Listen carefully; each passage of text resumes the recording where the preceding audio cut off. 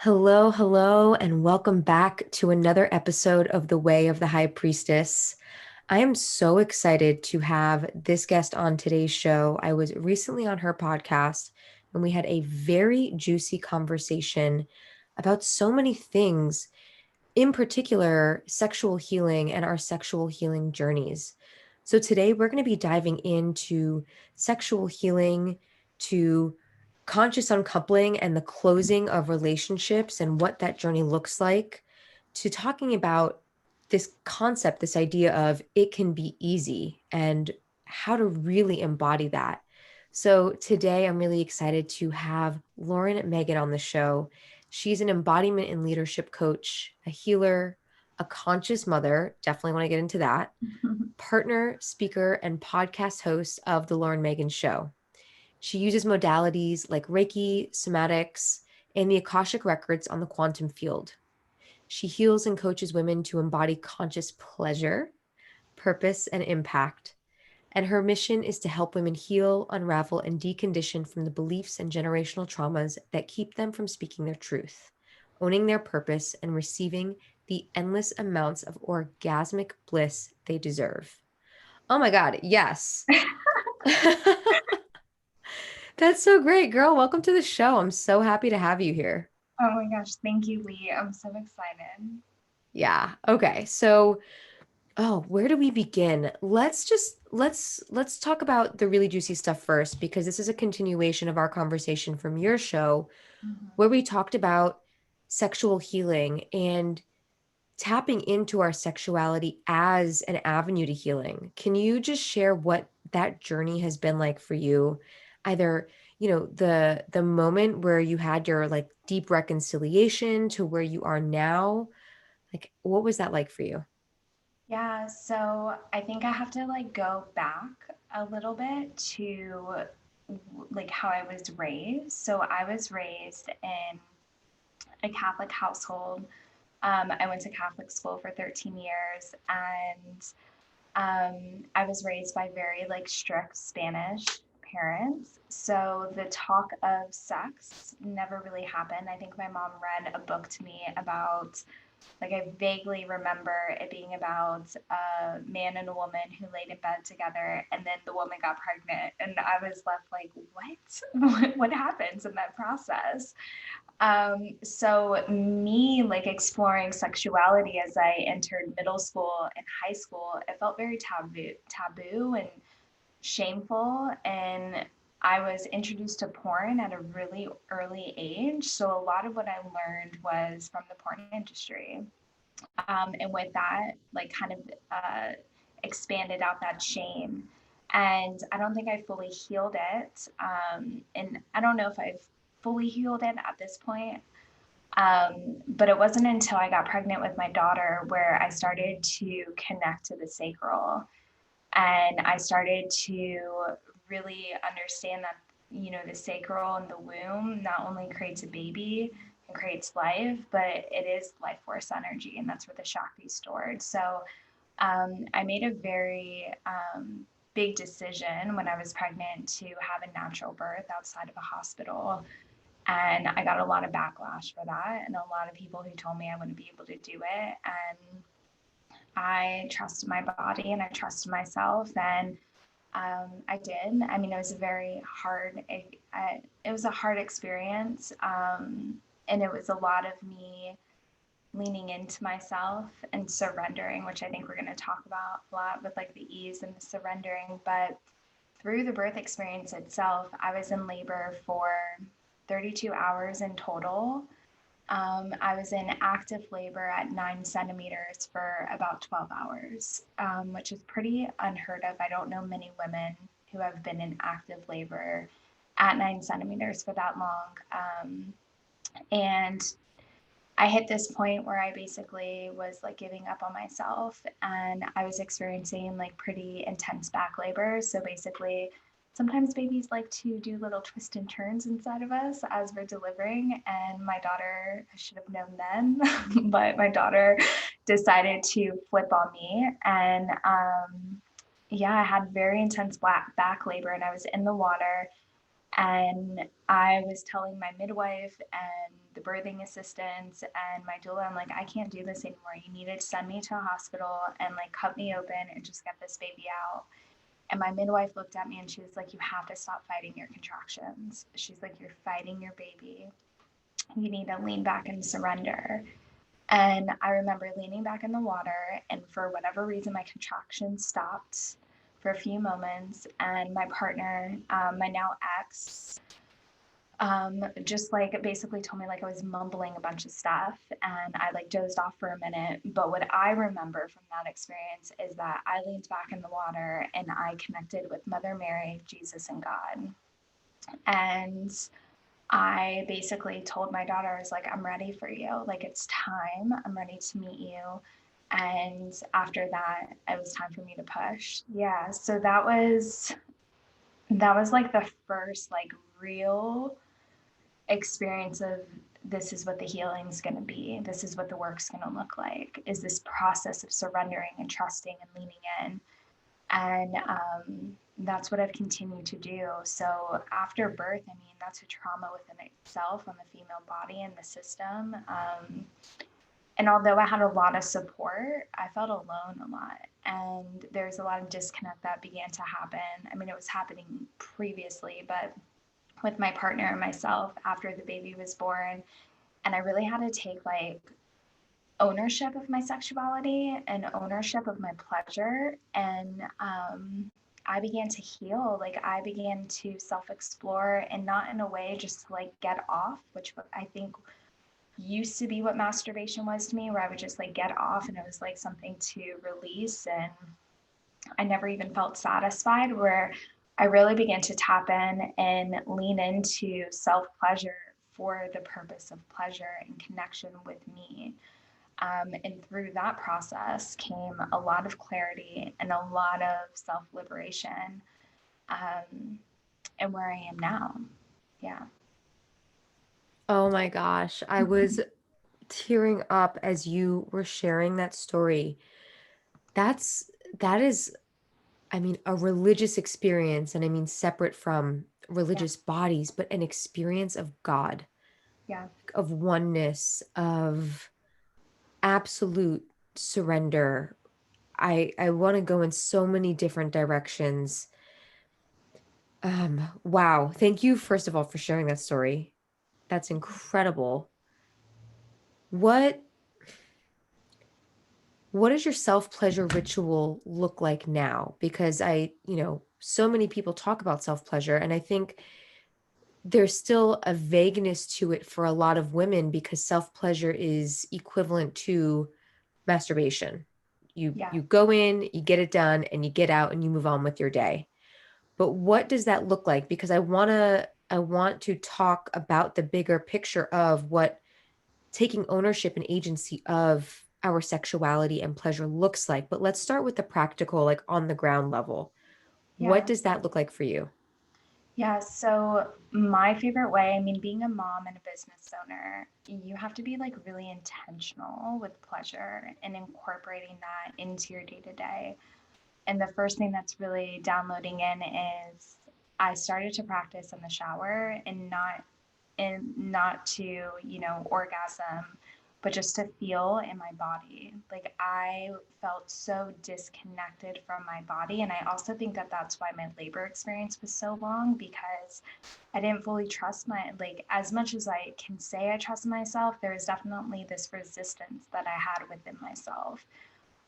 So I created a very beautiful and sacred like shower ritual that I do pretty much every day, where I lather my body. I'll dry brush. I have music playing, and it's always like really sensual music, and just something to remind me to connect in. And then I lather myself while I'm in the shower with coconut oil, and I give myself, a breast massage, and I touch my body and I touch my belly, which for those of us that either struggle with body issues or shame around the belly space, and especially to the moms who have seen the growth and the contraction and what's left after, I found that to be really healing. But I allow myself just to like touch and feel my body. And I also tap into wherever I feel like stuck or resistant to being. So I'll do some breath work in there. I have a really fun like Shakti. Like I basically, I don't know how to explain this, but I put my arms up against the wall and I allow the water, and I like visualize this light coming through with the water, and it's clearing out the base of my spine to really allow like the Shakti to come up. So it's very like intentional. It's something I've just like created for myself. And for whatever reason, like someone out there is going to do this and they're going to really experience pleasure. But then also I'm very intentional like with my daughter and receiving pleasure like just by being with her and being a mom, because it can be very mundane and it can be very hard just to and you know, like just taking time to sip tea and enjoy the warmth. And then when it gets to like the self pleasure for orgasm and to experience like the sexual energy, um, I use a yoni wand, and that's super healing, and it's helped clear out a lot of energetic blocks, and it's helped me release a lot of emotions. um, and again, that's a really sacred practice. I make sure I have space where I'm not going to be interrupted.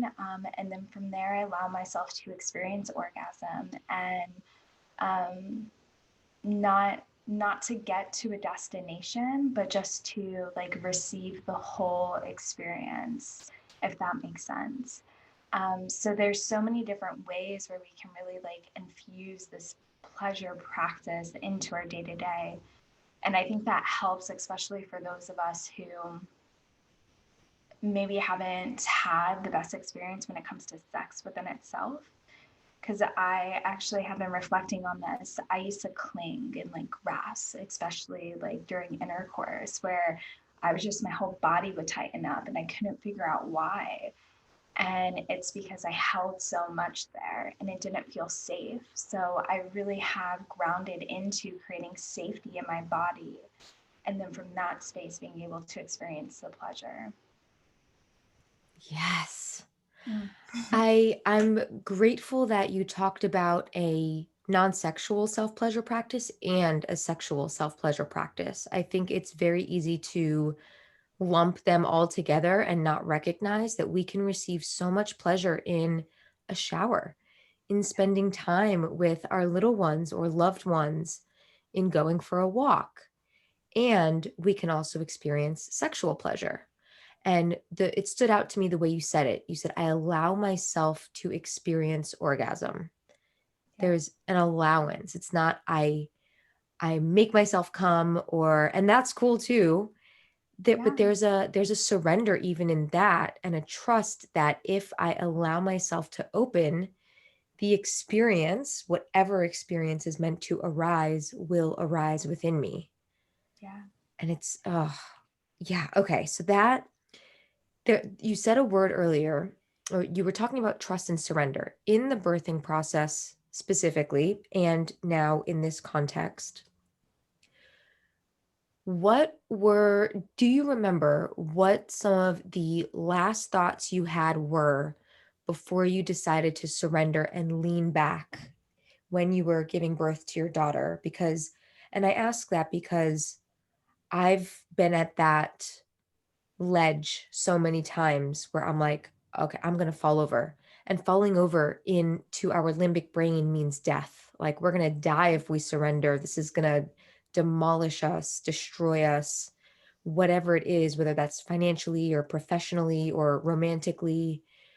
What was it? What thoughts or feeling or experience allowed you to say, okay, I'm going to take the leap? And can that be transposed into everyday life? yeah. I mean, it was such a, I had so, it was that, is I was clinging so much to what was to come. I don't know if that makes sense. Like I was clinging to the outcome that I knew eventually she was going to have to come out somehow.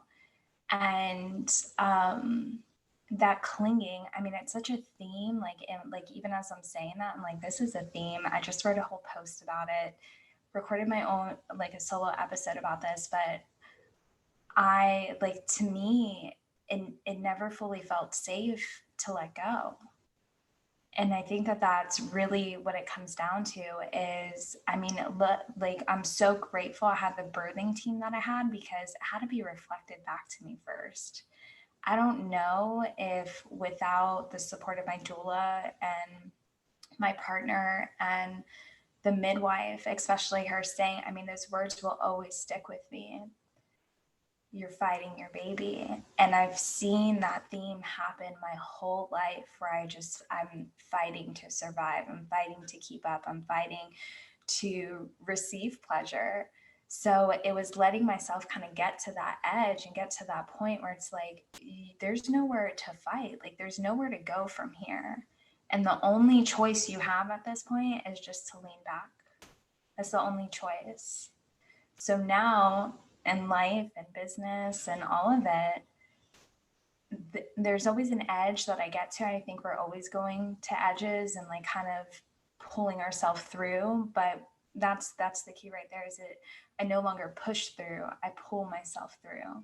And I let myself and, you know, my higher self and my soul self and all of it kind of guide me into the next layer. Um, so I would say that is I had to learn how to let go and stop gripping and holding. And again, it all comes back down to safety, you know? Yeah, that's, that's the word I've been playing with, and I'm literally wiping tears from my eyes because Mm. this is just so timely right now because I'm in a place of great surrender. I'm stepping back from my work, probably for a short amount of time, but there's so much significance in it because like you, I have fought my entire life to push through things. I have muscled through, I have used caffeine and you know most of the mechanisms. I've packed my schedule full. I've worked late nights, I've worked early mornings, I've worked for hours on end because I never had a real relationship with this embodied feeling of safety.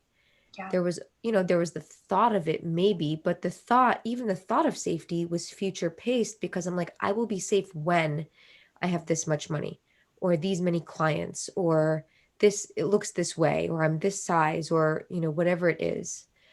So what has been your experience? I think this is just such a deep, deep topic that is so relevant to all women right now and all people, all beings. Yeah. What is it like? Can you put your finger on what allows you to relate to your safety? Like, how do you recognize, like, okay, doesn't matter what the numbers in the bank account look like, I'm safe. Or if I have a partner or not, I'm safe. Like, how did you navigate that?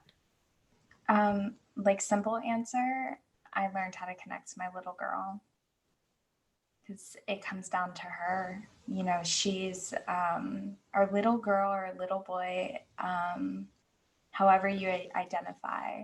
And just They're to running. clarify, that's separate from your daughter. This is your inner Yeah, child. this is your Yeah. inner child. Okay. Yeah, yeah. I mean, she shows up too, but um, yeah, like she runs the show, you know, and that inner child that lives within you, those are the patterns that you're living off of.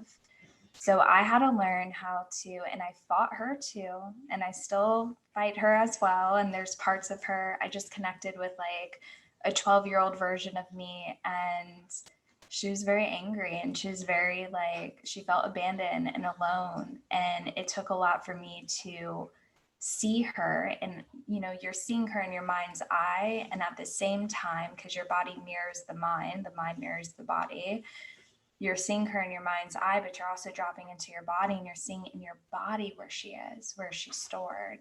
And when you can access her and bring safety into her and connect with her, that's really where the surrendering happens. So for me, it was the constant showing up for that little girl who experienced a lot of emotional detachment from my caregivers, a lot of not feeling good enough or worthy enough, a lot of not being seen, a lot of only being seen for acting or doing a certain way. So yeah, that was the biggest game changer to me, is connecting to that inner child and that little girl. And it's a constant, especially in this season. Like, I'm in a season of great expansion and being able to hold myself in the both ands. I can hold myself in grief, in deep levels of grief that I didn't know I had. And at the same time, I'm calling in opportunities, and I'm calling in like this really embodied level of safety and pleasure all at once. And I think that that's what gets to happen when we're willing to connect into the body. And, I think mindset work is really powerful too. And I never want to dismiss that. But what I found in my practice, because I did all the mindset work and I'm still stuck and still like running these programs, what I found is that it all just is stored here in the body. So I pull everything into the body and I let myself experience the sadness and the rage and the hurt and the disappointment. And I let myself cry and feel and express. And it's so fascinating because the deeper I can hold myself in that, the more pleasure I feel. And I think that a lot of times we think it has to be either or, and it gets to be both. And it really like, and that's expansion energy. That's like when we're able to be in the quantum and manifest and leap, is when we can actually like embody both at the same time. Because I always thought, like, with mindset work, they teach you can only experience one emotion or one feeling. In the body, you're experiencing everything. It's all happening in synergy at the same time. And you got to be able to hold it and see it. Yeah. Yeah. Oh gosh, it's so juicy. Uh, there were a few things you said that stuck out to me. With Let's go back to the inner child for a moment, because there are a number of people tuning in who are very familiar with inner child work. And for those listening, if you go back a few episodes, I have an inner child meditation if you want to just drop in quickly to access that place. But for you, Lauren, what's when you first started going to that place, like visiting past parts of yourselves and past, linearly, it seems like it's in the past, but what was it that connected you to your inner little girl and various parts of you, your 12-year-old girl, your teenage girl, your early 20s girl? Like, what does that embodiment look like for you, so that for those listening, they can have a clear idea of how to access that if they're unfamiliar with this work? Yeah. So, because it felt so unsafe for me to access that, I really had to lean on mentors and like safe healers. And I say safe healers because that safety had to be there for me. And the first time, and I ended up training under her. I've been training with her for a year, like a year and a half now, and that's how I'm trained in somatic healing. But my first experience of connecting to my inner child, I couldn't close my eyes. And I looked at her and I was just like, I can't do it. And she sat there and she held the space until I finally closed my eyes and saw this little girl. And I just remember sobbing and crying. And at the time, my daughter was like a little over one. And that's who I connected to, like that little 1 year old. And I remember thinking, she feels so alone. How does she feel so alone? And, these memories kind of came through, and I was so disconnected. Like, I didn't remember my childhood. There's little pieces I would remember, but it was so unsafe to be there. So for me, because of, the emotional trauma and the trauma that I experienced, and I would say the missed experiences that I have, because that's essentially what trauma is. I had to have a safe container first, and I see that a lot too, where people like will go into the inner child, and there's like certain practices that I've seen where it's like you see your inner child, and then like you're just left. So that safety, like someone to hold you, it's just like the sacred masculine. Like you need that container to hold you in order to be really like able to access that and to connect. So once I was able to do that, then that's when now I mean, it's kind of like on repeat, but I close my eyes. I, wash away all the sensory and I just connect in. And a lot of times it's just me saying, I'm here, like I'm here, I'm present, I see you, and I'm seeing whatever version's coming online at that time. It could be the 12-year-old, it could be the 2-year-old, it could be the 5-year-old, or whatever it is. It could be college Lauren, who is really sad, right? It could be all these variations. It could be the shadow part that's starting to come online. It's all these variations that can come. But what they want, what we desire more than anything is love.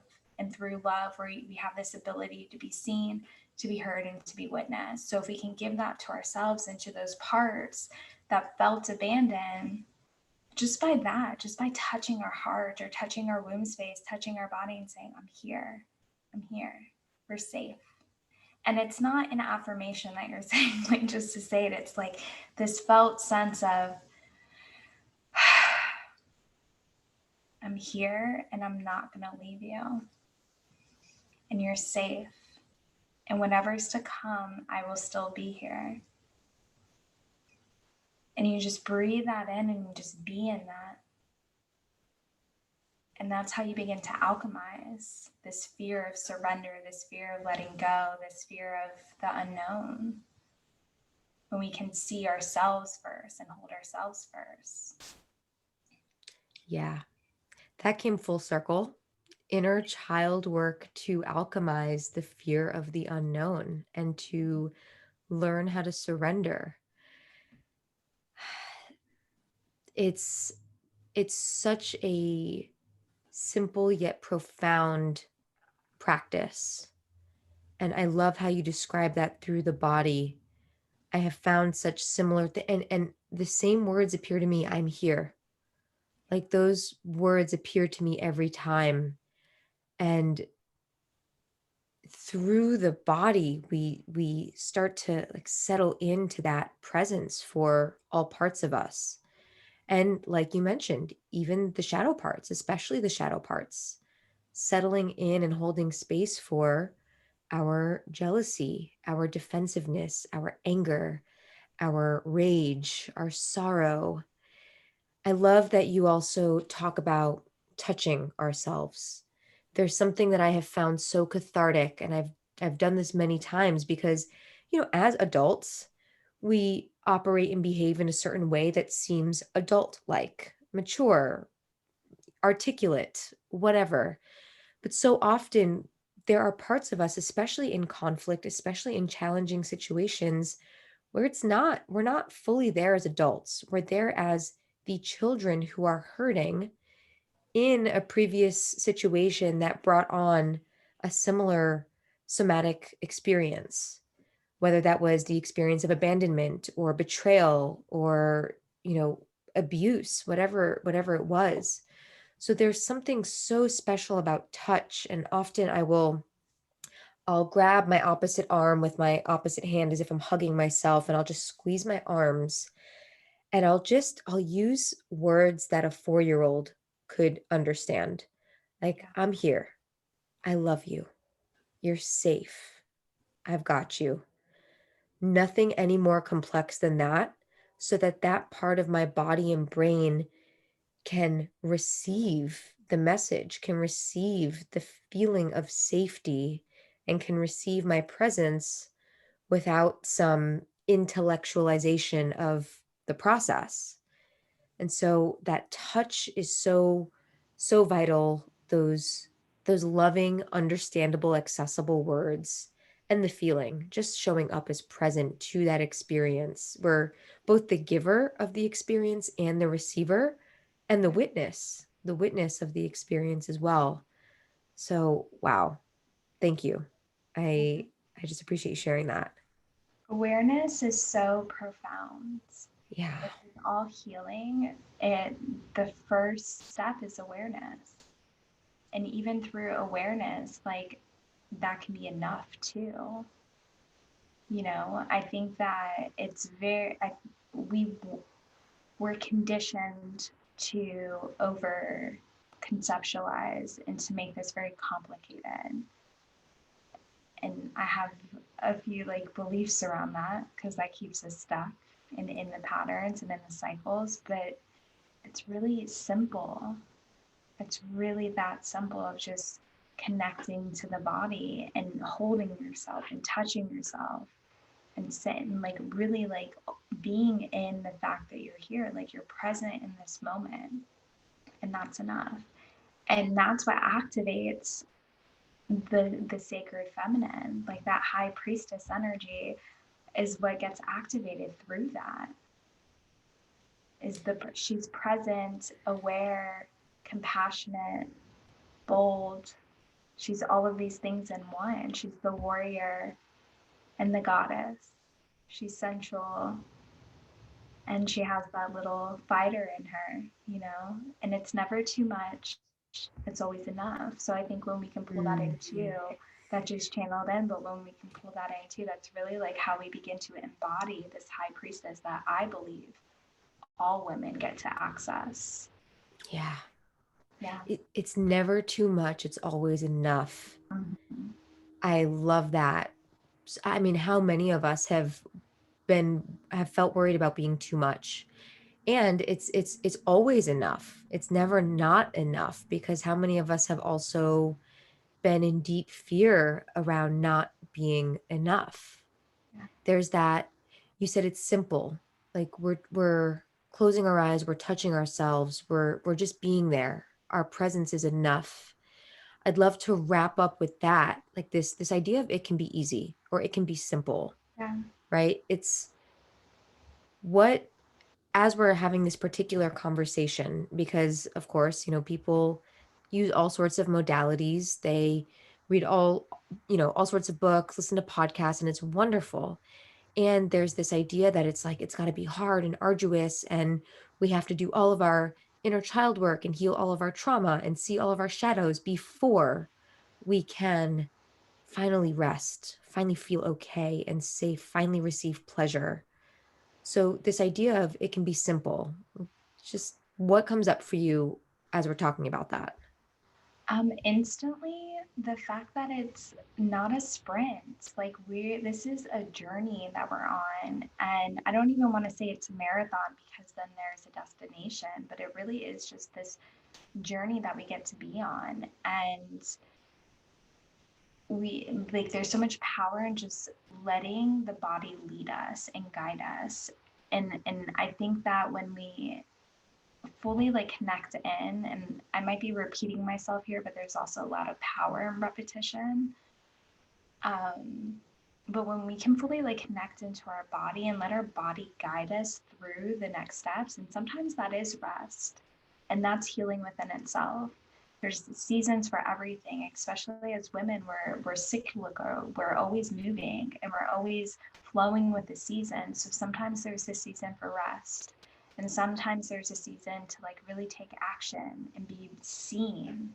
Well, I think as women, we always get to be seen. We get to be seen in the rest. We get to be seen in the action. We get to be seen in the boldness. We get to be seen and crying and our sorrows and all of it. So it's really being gentle on our system, being someone that's trauma informed and doing this work. There's a lot of marketing around quantum healing and quantum leaping and the quick fix. And our systems need integration and slowness, especially those of us who have experienced abandonment or trauma or hurts, which is most of us, right? At some level, allow the space where you can, maybe go in and then let it integrate. And then you go a little bit deeper and let it integrate. And then you go a little deeper and let it integrate. And you're always on time. It's always perfect. We're not rushing to anything. So, yeah, that's what's channeling in. And through that process, it gets to be easy. Through that process, you pull in the flow and the grace.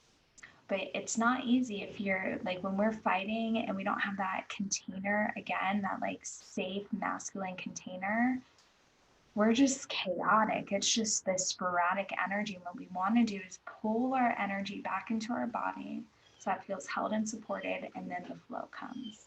Then the Shakti gets to rise and really, really magnetize.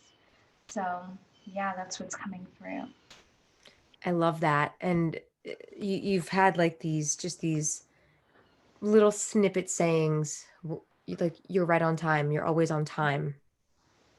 That's that is this trust for the process, trust for the great unknown that our human brains can't conceive of, and trust for the greater wisdom and intuition that we hold within us that, again, our ego can't conceive of. It's too big and too powerful for us to really know the full picture. And when we surrender into that trust and our timeliness and our enoughness, it can be easy. It can be simple. And I'm really excited to get a new embodied experience with that as I take some time to go into that rest for myself, which I'm just so excited for. So, okay, as we close here, what is something, whatever comes through for you, that you would want all women to know? Like, what was just top of heart for you? Mm. That when we soften, and I call this the holy softening, and when we really soften and open and remove these layers and these protected armors and shields that we think we have to have, we just get to fully expand, and we get to receive the pleasure and the liberation, and that all of our desires are destined for us and that they're already here. They're already here. So we don't have to do anything. We're already here. Wow. Yes. I can never hear that enough times. And I love just letting that soak in. Yeah. Thank you. Thank you. This is a beautiful conversation. I'm really pumped. I was actually, in addition to taking notes about, things that you said, I wrote down a few names of women that I want to send your information to. I'm like, oh, they would just be Mm. perfect. Th- this conversation is perfect for them. I'm so excited to share this episode and to connect you because I know so many women who are on this journey. So really, really excited to share you with my peeps. Speaking of, how can people find you? How can they connect with you? Do you have anything happening right now that you want people to Yeah, know about? so honestly, everything's open. It no longer felt good to launch things. So I've allowed space for things to just be open in my business. And um, I have a number of offerings, intensives, one off sessions, long term coaching, in person experiences. Um, so the best way to explore that would be my website, laurenmacon.com, or you can connect with me on Instagram at laurenmacon.co. And I would say go listen to our episode on my podcast as well, because that was really healing for me as well. So my podcast is The Lauren Megan Show. And it's funny because I held a retreat in March, and we had our conversation like right after that. And my high priestess energy really got channeled through and like activated in that experience, being able to hold the space for women and witness their activations and healings. And so I don't for I felt like I channeled your energy without even knowing you in that experience. So it's very like full circle right now to be on your podcast where it's all about activating this high priestess energy. Um, but anyway, just connect with me on Instagram. Long story I short. love it. No, that was such a Yeah. great story. Oh my gosh. It's so wild because, if we really knew all the ways in which we were all so connected, and if we, things are happening for us right now to set us up at a later point in time.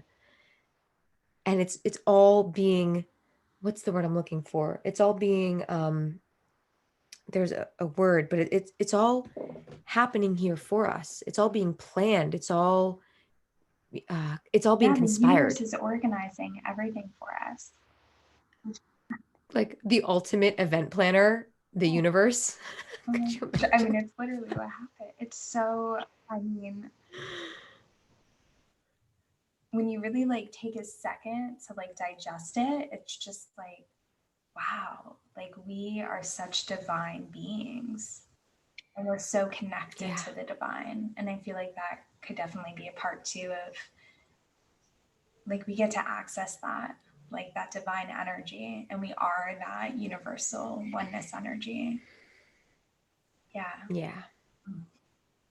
I'm very clear. I mean, and this has been the case for everyone that has been on my show so far, but having this conversation makes it even more clear to me that the only people I want to have on my podcast is people I want to be friends Yeah. with. Like people that I want to have like on speed dial and be like, yo girl, guess what just happened? And Yeah. we send each other voice notes and like that's what I want the vibe of this to be is like people that are doing awesome shit in the world who want to talk about it in service to others and like those are my homegirls. Yeah. Yeah. I love the voice memos. I'm like for the Yeah. voice memos. Oh my gosh, I'm receiving that because my my intent, I've had to heal a sister wound so much. I went to private school. I went to Mm-hmm. school with very catty women and girls. I would say girls, not women.